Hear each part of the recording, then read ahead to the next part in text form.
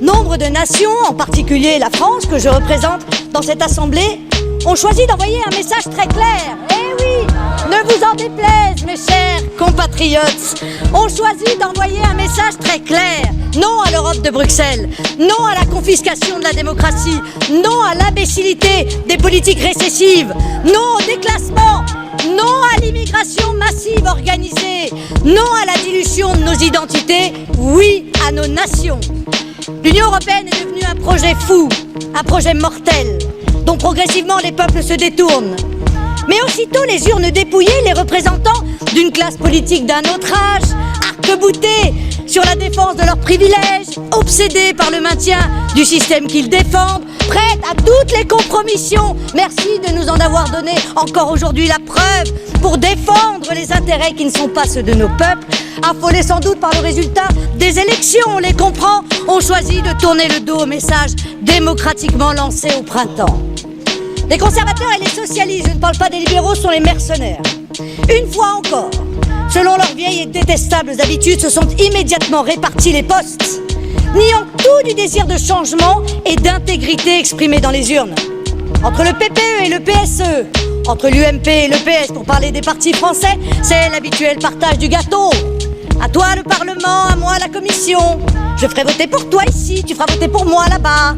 Et ne nous faites pas croire que les peuples européens auraient, lors des élections européennes, choisi Jean-Claude Juncker plutôt que Martin Schulz à la tête de la Commission, ou l'inverse. Et d'ailleurs, l'un comme l'autre sont dans les pays de l'Union européenne de parfaits inconnus qui ne représentent rien et n'incarnent rien. Monsieur Juncker, vous êtes arrivé à la tête d'une institution à laquelle les patriotes en France, mais aussi dans beaucoup d'autres pays de l'Union européenne, récusent toute légitimité. Vous n'êtes pas l'élu du peuple. Vous n'avez en aucune manière été choisi par le peuple français, ni par aucun autre d'ailleurs. Vous n'êtes donc en rien fondé à vouloir prétendre diriger la vie de nos concitoyens. Votre pouvoir immense et illégitime, vous le tiendrez de traités imposés au peuple malgré leur vote et de lobbies financiers et commerciaux qui font le siège de votre institution pour la corrompre chaque jour davantage. Vous représentez donc dès cet instant l'archétype du déni de démocratie. Monsieur Juncker, je me souviens d'une de vos déclarations en décembre 99 dans un célèbre journal allemand. Vous déclariez, ouvrez les guillemets, « Nous prenons les décisions, nous les mettons en pratique et nous attendons quelque temps pour voir ce qui se passe. S'il n'y a pas de hurlement et pas de révolte, la majorité ne comprenant pas ce qui a été décidé, nous continuons au fur et à mesure jusqu'à ce qu'il n'y ait plus de retour possible. » Quel aveu et quel cynisme! Pour remplacer M. Barroso, Martin Schulz aurait pu prendre votre place, peu importe.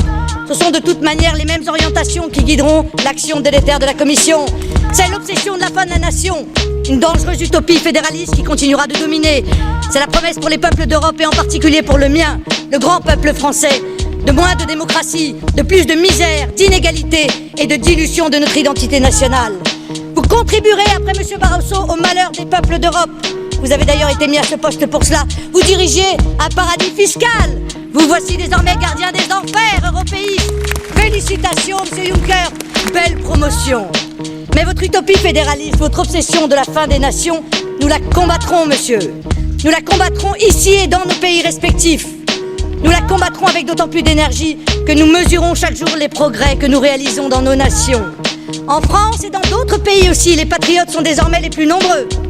Ils sont encouragés par leurs résultats aux élections, scrutin après scrutin, et n'attendent plus qu'une chose, pouvoir envoyer votre commission et toute cette technostructure européenne aux oubliettes de l'histoire. En attendant, nous voterons contre vous. Sachez que nous serons, nous élus patriotes, les plus scrupuleux observateurs de vos méfaits, que nous dénoncerons auprès des peuples. J'avertirai sans relâche le peuple français des projets néfastes construits à Bruxelles. Vous êtes observé par les peuples, Monsieur Juncker. Vous êtes sous surveillance, comme tous ceux qui, comme vous, représentez un système en déroute. Vous n'avez pas voulu admettre le résultat des urnes, mais nous serons là, avec tous les patriotes d'Europe, pour vous le rappeler sans cesse.